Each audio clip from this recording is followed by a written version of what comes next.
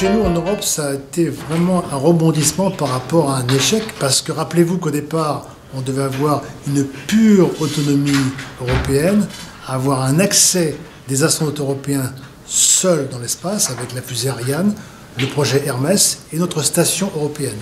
Et en fait, à l'abandon d'Hermès, on a dû se recentrer pour avoir une coopération avec les Russes, les Américains, les Japonais et les Canadiens. Et c'est ce qu'on fait aujourd'hui, où nos Européens font des travaux scientifiques dans l'espace, dans un module européen qu'on appelle Columbus, et qui permet aux ingénieurs et aux scientifiques européens d'avoir accès au top du top de la science dans l'espace. Moi, dans le cadre de la coopération spatiale, la plus grosse difficulté a été l'accord entre les Russes et les Américains. Et ce qu'on a cherché, c'est d'avoir une vision commune, c'est d'avoir un drapeau Terre sur la Lune, et non pas un drapeau national sur la Lune, une vision partagée et une confiance qui s'est construite lentement, mais sûrement. Et comme je le disais au départ, la confiance est un voyage et non pas une destination.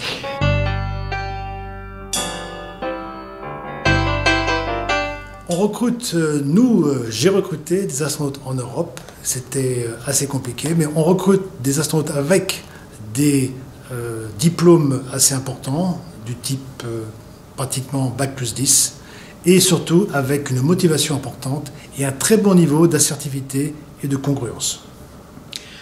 Sans quoi ce n'est pas possible, on ne peut pas prendre.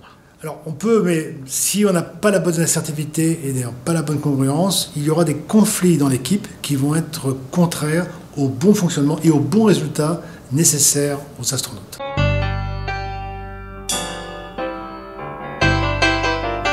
Alors quand on regarde ce qui s'est passé aux États-Unis, au moment des vols Apollo, on a eu un pic de montée des diplômes en docteur en sciences qui retombaient à la fin des missions Apollo.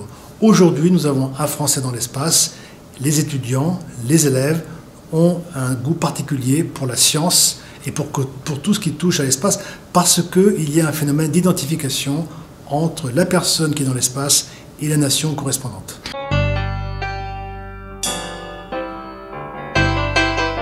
Elles nous disent que l'humain est fragile, de même que la couche d'atmosphère qui nous protège en est fragile, et que l'humain étant fragile peut faire des erreurs. Et il faut savoir qu'à chaque moment, l'erreur est possible, l'erreur est faisable, et qu'il faut faire attention pour limiter les risques.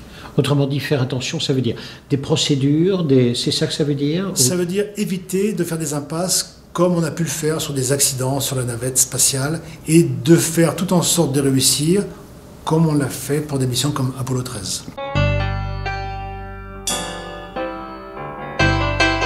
Apollo 13 a un très bon management et surtout une personne qui a misé sur le positif, sur ce qu'il avait et non pas sur ce qu'il avait perdu, et un message qui était constamment positif avec une excellente communication claire et positive sur la survie de la mission.